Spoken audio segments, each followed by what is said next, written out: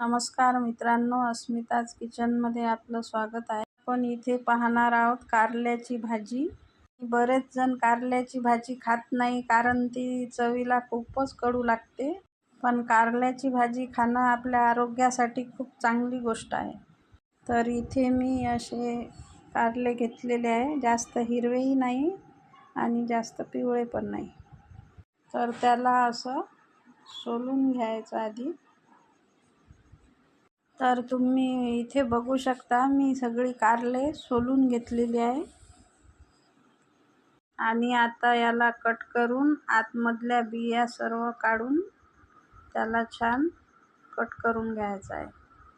तर या प्रकारे असं कापून यामधील ज्या बिया आहेत ह्या आपल्याला काढून घ्यायच्या आहे आणि नंतर कट करून घ्यायचं आहे. तर तुम्ही बघू शकता, हे मी बिया सगळ्या स्वच्छ काढून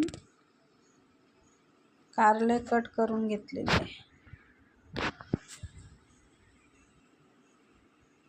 आपली कारल्याची भाजी कडू होऊ नये याच्यासाठी एक सिक्रेट टिप आहे. त्यामध्ये आपण मीठ टाकून घेऊ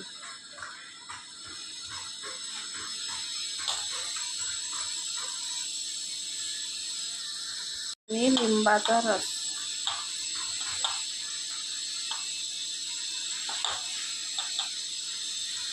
आणि त्याला तोडून घेऊ.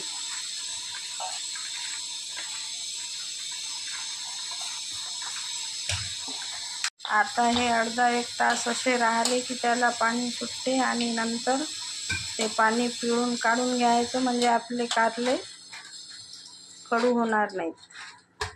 तर बघा याला कसं पाणी सुटलेलं आहे. आता आपण याचं पाणी काढून घेऊ.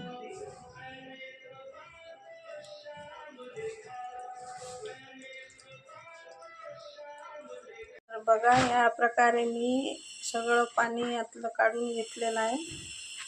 शेंगदाणे भाजून त्याचं कूट पण करून घेतलेलं आहे. भाजी करायला सुरुवात करू. आता तेलामध्ये थोडंसं जिरं टाकू आणि राई, कांदा टाकू. कांदा भरपूर टाकायचा म्हणजे त्याला टेस्ट छान येईल. लसणाची पेस्ट,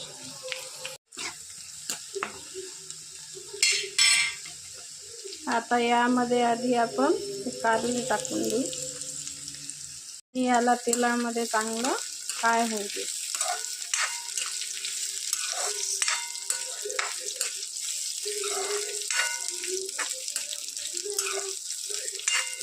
एक 4-5 मिनिट याला चांगलं फ्राय करून घ्या.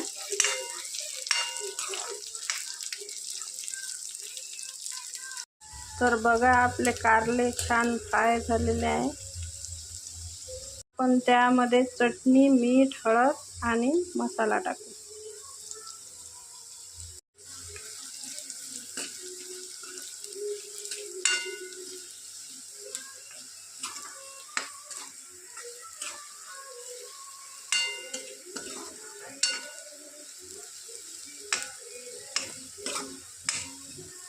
दोन मिनिट झाकून ठेवू.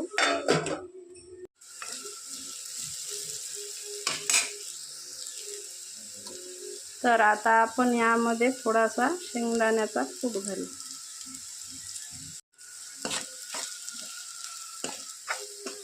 आणि त्याला छान मिक्स करून घेऊ.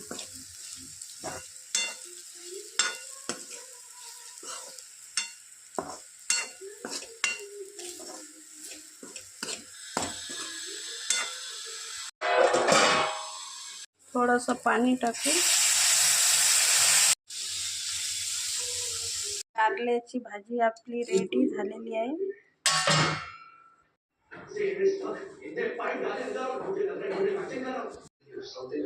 तर मित्रांनो, तुम्ही एक वेळा अशी माझ्या पद्धतीने कारल्याची भाजी करून पहा. खूपच छान लागेल आणि अजिबात कडू लागणार नाही. तर आजची रेसिपी तुम्हाला कशी वाटली नक्की कमेंट्समध्ये सांगा आणि आवडल्यास माझ्या चॅनलला सबस्क्राईब करा आणि लाईक करा. धन्यवाद.